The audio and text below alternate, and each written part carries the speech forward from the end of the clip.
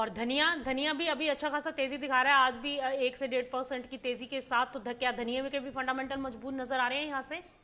धनिया के फंडामेंटल काफी मजबूत है रूपा जी। हम हम्म। आपके शो पे कई बार बोल चुके हैं कि जी। धनिया जो है इस साल की धुरंधर कमोडिटी है, और वो हम्म। धनिया लगातार करता हुआ भी नजर आ रहा है। ओके। निचले स्तरों से कीमतें लगभग डबल जो है एक वर्ष में हो चुकी है, और हम्म। अभी भी यहाँ पे काफी मजबूती जो है वो फंडामेंटल्स को देखते हुए नजर आती है। हमारा मानना है कि 15,500 का जो रेंज है अगस्त धनिया वायदा के लिए, वो एक स्ट्रांग रेजिस्टेंस है। ओके। निचले स्तरों पे लगभग 12,400 500 से हमने खरीदारी की रिकमेंडेशन की थी। तो हम्म। यहाँ पे एक बार मुनाफा वसूली करना चाहिए। फ्रेश बाइंग के लिए एक डिप का वेट करें। अगर 14,000 से 13,500 की रेंज वापस आती है तो वहां पे फ्रेश बाय करना चाहिए। ऊपर में मुनाफा वसूली करते हुए चलें। लेकिन ओके। अगर मैं लंबी अवधि की बात करूं तो यहाँ पे 18,000 तक की पॉसिबिलिटी धनिया में इस साल नजर आती है। ओके।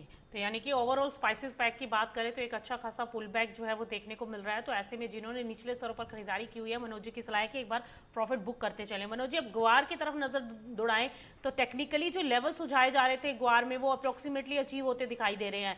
ग्वार गम की बात करें या ग्वार सीड की, तो दोनों ही कमोडिटीज अब अपसाइड मोमेंटम में है। ग्वार गम 11,600 के आसपास और सीड भी 6100 के घरों को पार कर चुकी है। तो ऐसे में क्या इस कमोडिटी में भी कोई ऊपरी लेवल आप सुझा पाएंगे कि कौन से ऐसे लेवल्स हो सकते हैं जहां पर एक बार प्रॉफिट बुकिंग कर लेना चाहिए, या फिर यहां से एक लग रहा है कि रैली आती हुई दिखाई दे सकती है?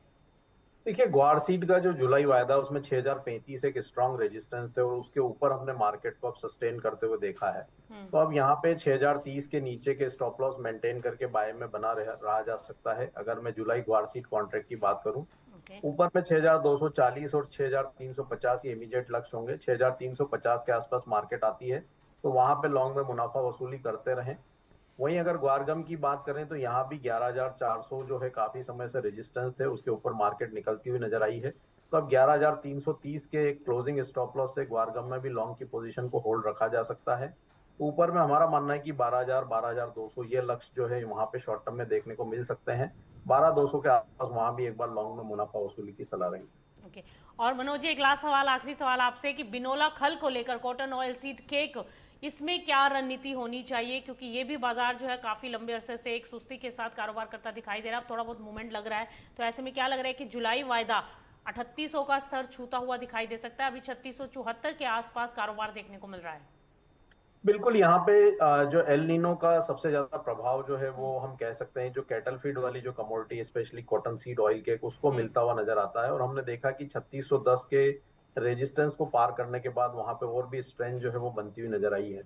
3610 के नीचे के स्टॉप लॉस से लॉन्ग होल्ड रखा जा सकता है। ऊपर में 3,740 और 3,800 तक के लक्ष्य कॉटन सीड ऑयल के एक जुलाई वायदा में रखे जा सकते हैं। ऊपर में 3800 के स्तर आते हैं तो वहां पे एक बार मुनाफा वसूली करना चाहिए। ओके। मनोज जी, इस हफ्ते के आखिरी कारोबारी दिन ऐसी कौन सी हॉट कमोडिटी हो सकती है जो अगले हफ्ते भी अपनी खुशबू बिखेर सकती है एग्री कमोडिटी में? तो कोई एक ऐसी कमोडिटी बता दीजिए निवेशकों के लिए जो इस हफ्ते पोजीशन ले और नेक्स्ट वीक जो है एक अच्छा खासा मुनाफा आता हुआ दिखाई दे।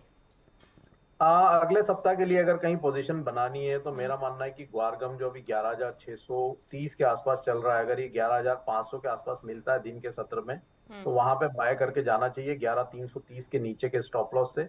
ऊपर में 11,850 और 12,000 तक के लक्ष्य जो है उसमें अगले सप्ताह के लिए रखे जा सकते हैं।